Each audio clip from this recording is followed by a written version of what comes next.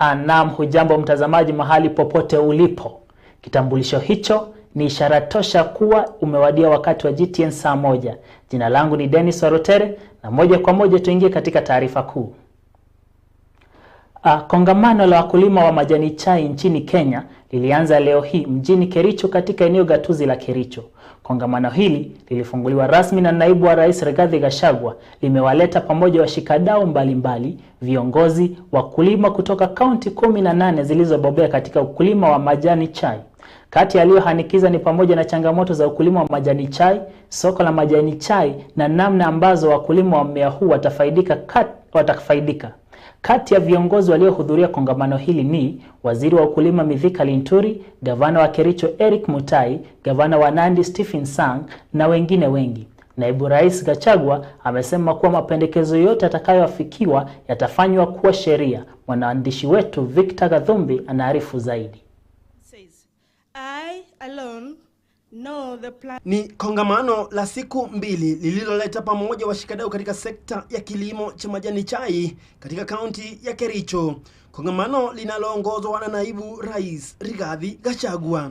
Wakati wa hafla hii, naibu rais Rigathi akisisitiza mjadala kuhusu ukulima wa chai wakati umewadia wa kutekeleza sheria zilizoko katika kufufua kilimo cha majani chai nchini.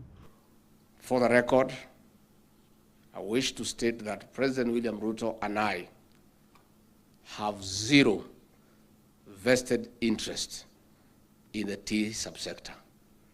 And that is why these reforms will succeed, because there will be no conflict of interest.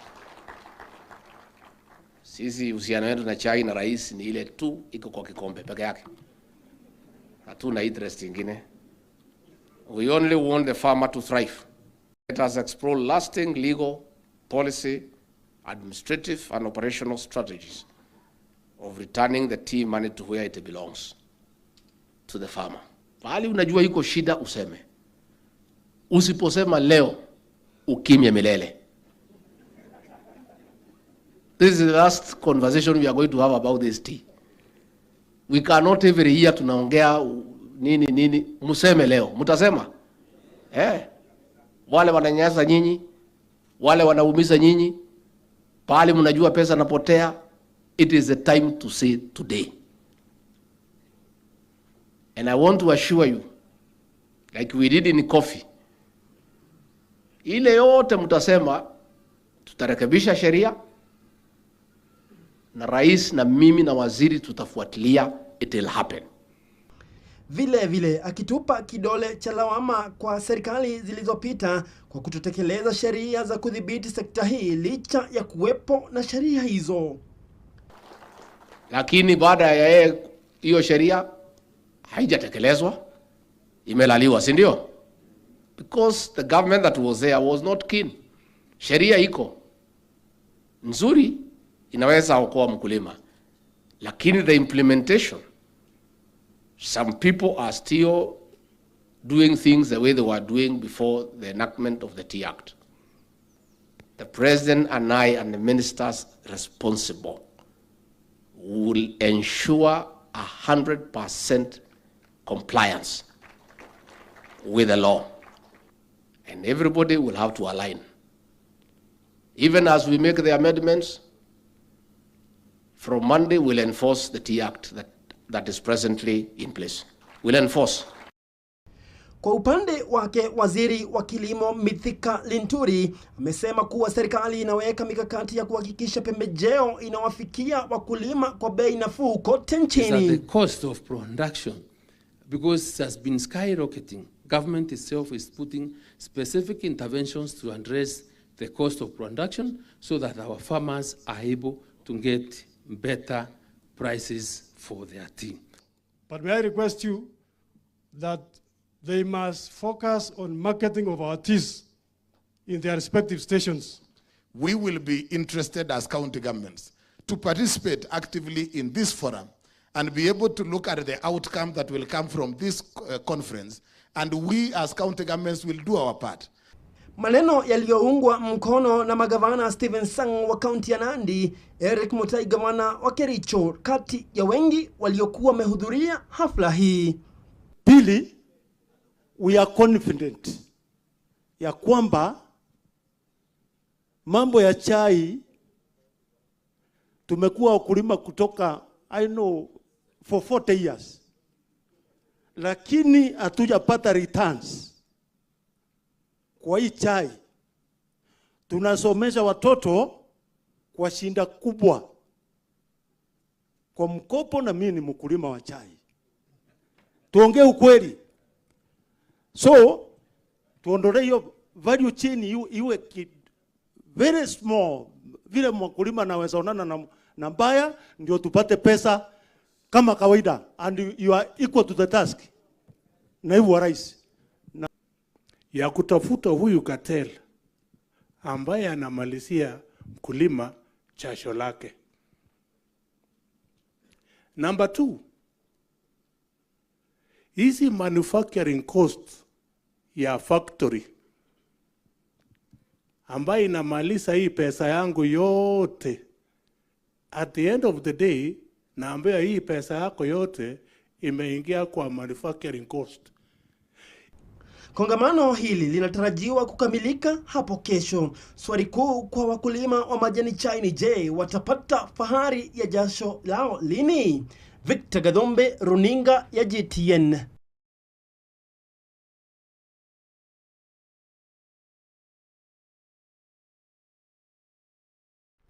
Tukizidi kusonga mbele ni kwamba taifa la Kenya ndilo taifa la kwanza barani Afrika kutekeleza sheria kulinda mazingira.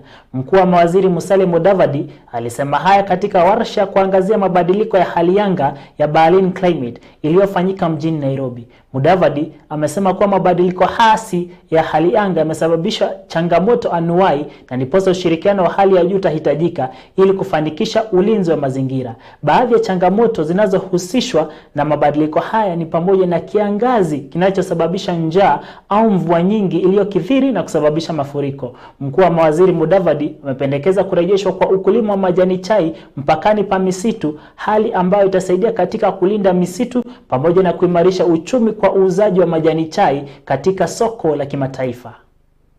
Despite the challenge, Kenya has made significant strides in the efforts to combat climate change. We are among the first African countries to enact a Climate Change Act of 2016 and also one of the first to enact laws at the subnational level, that is the county governments. We have taken a whole of government approach in the spirit of leaving no one behind and in building synergies to address climate change in scale, including mainstreaming climate change in government programs and projects. Nyayo T-zones was a concept by the then president to create a belt of tea around the forests. Using the tea belt, they protected substantive sections of forest, and at the same time, the country is now earning some dollars from the export of the tea that is picked. And once in a while, if you're flying, you will see some long belts of tea around forests. Now, tea is a tree. Tea is a tree. So even in the 10 billion that we are looking about, tea can be one of them. Coffee is a tree.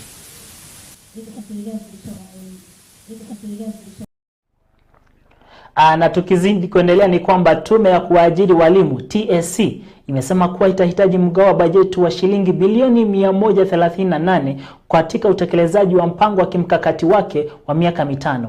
TSC inasema inatazamia kuwaajiri walimu 111,870 katika muda wa miaka 5 ijayo ili kupunguza uhaba wa walimu taifani katika taasisi zote za msingi. A total of 111,870 teachers. I'm happy to report that in this financial year, the TSC has been allocated 4.68 billion for the recruitment of the 20,000 intern teachers. And for the successful implementation of this plan over the next 5 years, the Commission will require Your Excellency, and we need your support because our students must learn, they are our children. We require a total of 134 billion to get our schools staffed and to see JSS go through and CBC implemented, Your Excellency. Mtazamaji, taarifa hiyo inanipa mie Dennis wakati ama muda mfupi wa kupunga hewa pamoja na kuingia madukani. Usibanduke.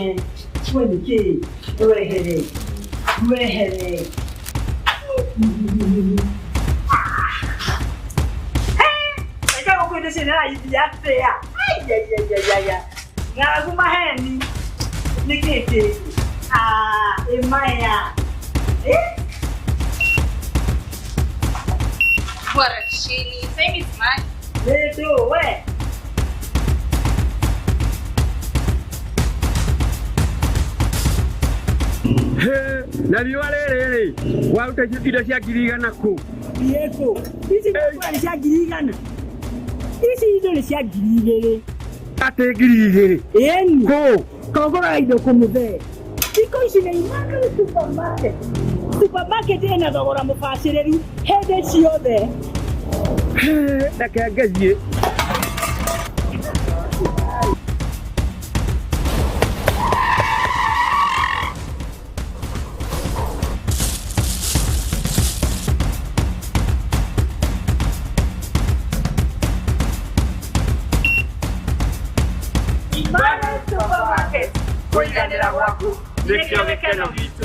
Enie, ndugetekere kugura indo na thogora wa iguru. Tuchere supermarket-ini citu na igwatira indo na thogora wa muko wakua. Tuchere honge-ini citu to thaya. Barabara-ini ya guthie Karima na hokorigana na thoko. Hamwe na honge ingĩ hamwe na Kiria-ini, Kangema, Mugumo-ini, Kiawara na Kamune. Emmanuel Supermarket, kwiganira gwaku nikio gikeno gitu.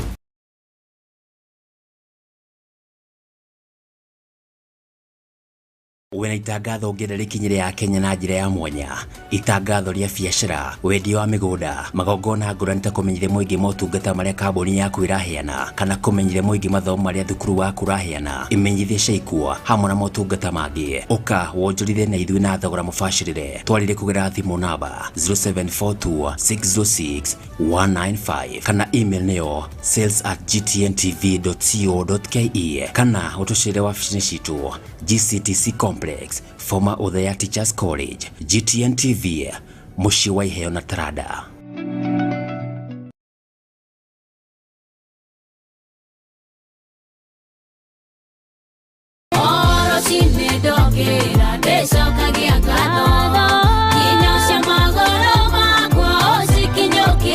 Niguo kwamũkĩra rwĩmbo ngatho rũtuĩke skiza tune ya thimũ yaku, ũkwandĩka kiugo skiza, wĩkĩre space, wandĩke kodi ĩno 6981766 ũtũme kũrĩ 811.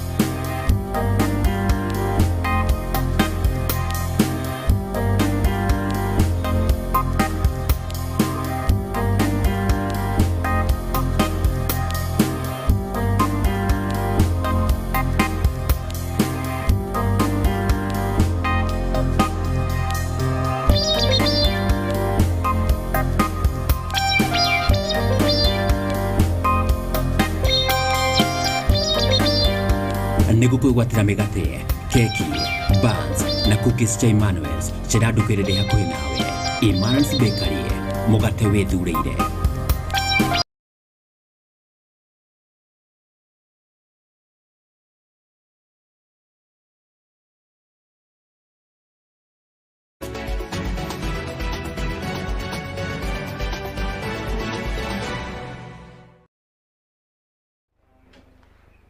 Karibu mtazamaji na asante kwa kuendelea kutazama GTN Saa Moja. Tuzidi kusonga mbele.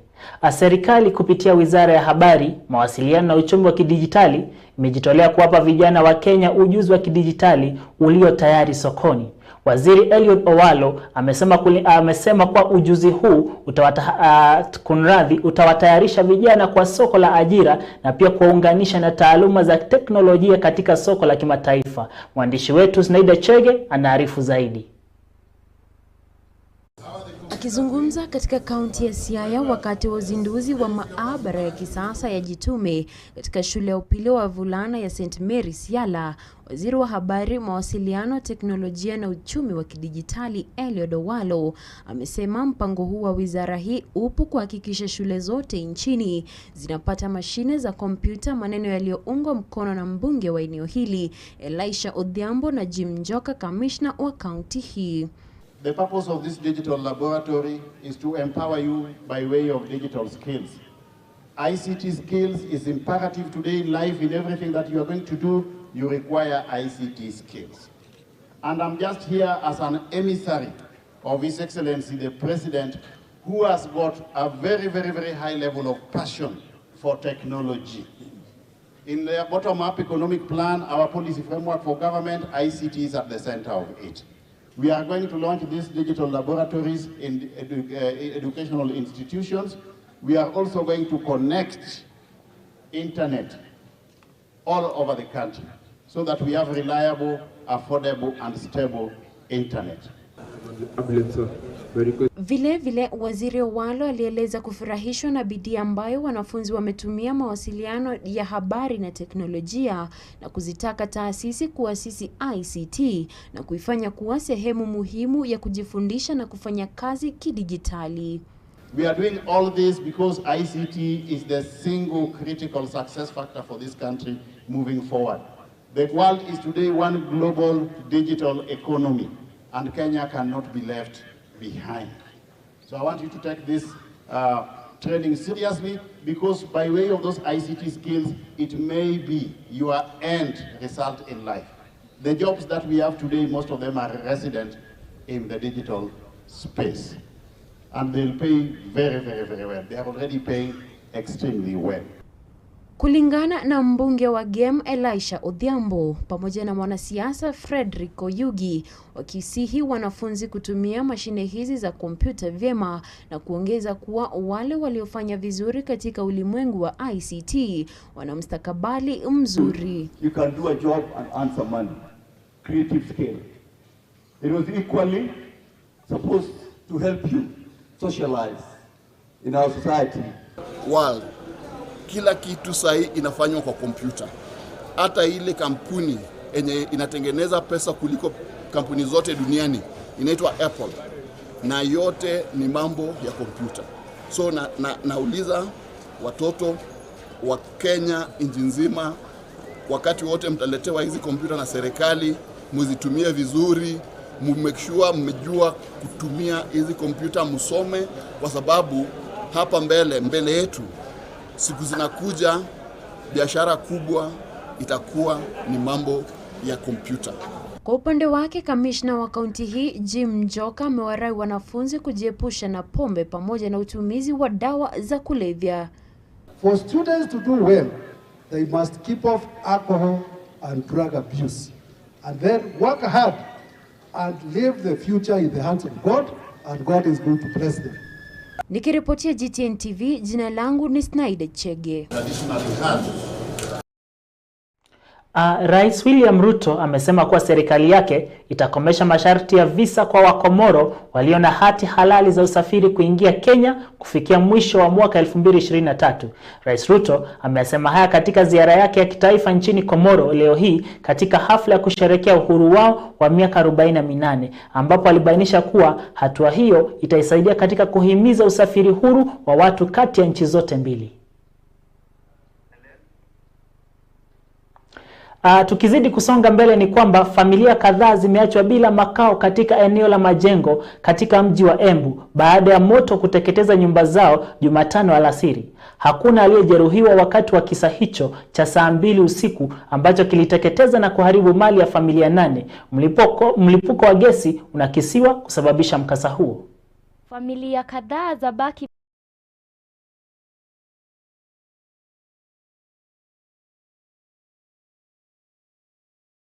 bila makaazi baada ya moto uliotokea hapo jana katika kaunti ya Embu, mji wa Majengo. Moto huu unasemekana ulitokana na mlipuko wa gesi, haukuumiza mtu ila mali ya familia 8 ziliteketezwa. Na wachache walioweza kutoa mali yao ikaweza kuibiwa na waliojifanya kuwasaidia kuwatoa, kama vile Thaddeus Marangi anaarifu. Vitu zilitolewa, wenye zinatolewa, kumbe wengine wananiambia wananisaidia kuchukua. Wananiambia wananisaidia kubeba kutoka kwa nyumba, kumbe mtu anajisaidia na kuinibia kwenda na yake. Mimi hata nimebaki na kitanda. Sasa kitanda nitalala mattress, mtu ananiibia. Gazi zilikuwa 2, kuna mtu nilikuwa nimewekea gazi yake. Yangu ilikuwa imefill, hata sioni, hata sina hata gas moja. Nguo sina, niko hivyo venye niko. Nimekuja tu saa hii after nimesikia kumechomeka, nilikuwa shule. Kukuja nimepata most of the things zimechomeka, kama certificate zangu zimechomeka. Mimi nilikuwa kazini, nikapigiwa simu, nikaambiwa kwamba nyumba inachomeka. Mimi kukuja, nikashindwa sasa ni aje. Juu hata nyumba za kwanza za kwetu hazikuwa zimefikiwa, lakini zimamoto ni vile haiko imefika. Waathiriwa hawa wamepoteza mali nyingi ikiwepo vyeti vya masomo, huku mbunge wa wadi ya Kerimari Ibrahim Swaleh amelaumu serikali ya kaunti kwa kutokuwa tayari wakati mkasa kama huu unapotokea, kuona ni bahati mbaya kizima moto kilitoka kaunti ya Kirinyaga, lakini uharifu ulikuwa ushatendeka. Swaleh anashangaa kwa nini kizima moto hichi hakikufika wakati unaofaa, ilhali bunge la kaunti lilipeana milioni 4 kuwezesha uendeshaji. Katika supplementary budget, kwa sababu mimi najua watu wangu ndio wanaathirika zaidi na moto, nilihakikisha tumeweka shilingi milioni 4 kuhakikisha gari za moto zote zilikuwa zimesimama ziweze kufanya kazi. Lakini leo tunaambiwa kwamba gari za moto bado ziko mbaya.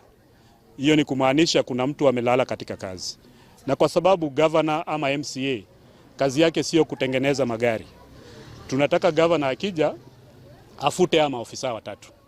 Tunataka kusikia governor amepeleka waziri nyumbani, tunataka governor afute CEO wa administration, na tunataka pia afute director wa disaster management. Kama bunge tumeweza kuwapea pesa, kwa hivyo sisi hakuna sababu yoyote. Wakati wa madaraka tuliona barabara zikioshwa na mazima moto, lakini leo wakati tuko na msiba hatuwezi pata zimamoto.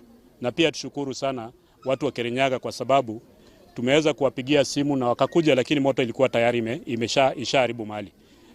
Ikiwa gari itatoka Kirinyaga iweze kufika Embu na iweze kutusaidia, na sisi tuko Embu hatuwezi jisaidia, ni jambo la aibu. Na sisi kama viongozi tunachukua hiyo responsibility, na mimi sitaki nidanganye watu wangu. I'm taking that as a personal responsibility. Nikiripotia runinga ya GTN kaunti ya Embu, jina langu ni Wajera Muthe. Mtazamaji, tunaziombea heri familia hizo 8 ambazo ziliweza kupoteza mali na vitu vya dhamana katika mkasa huo wa moto. Na taarifa hiyo kutoka kaunti ya Embu inatukamilishia jamvi letu la GTN Saa Moja. Lakini kabla nikaweze kukunja virago vyangu ama kukusanya virago vyangu, na ningependa nikuelekeze kule katika mitandao yetu ya kijamii, hasa kule Facebook @GTN TV Kenya. Tuungane na mmoja wapo wa washabiki wetu na tuweze kusoma baadhi ya maoni yao kuhusu namna ambavyo tunaelekeza shughuli zetu hapa. Na muona MK Mmoja wapo mashabiki wetu anasema kwamba tuko pamoja sana, tukinipokea moja kwa moja hapa katika mkahawa mmoja fulani hapa, sitautaja jina, akibugia tonge la chai. Tunaye Victor Hazard anasema kwamba ni kazi kuntu zaidi wana GTN. Ndugu yetu Peter Monano anasema kongole mno kaka, tu pamoja mitamboni. Na wengine wengi, namuona Liz Maina akisema kwamba yuko ndani kabisa. Asante sana kwa kuendelea kutazama GTN Saa Moja. Unaweza kuendelea kutufuata katika mitandao yetu ya kijamii pale Facebook @GTN TV, kule Twitter, TikTok, Instagram, kote. Asante kwa kuendelea kutazama. Usiku mwanana. Jina langu Dennis Warutere.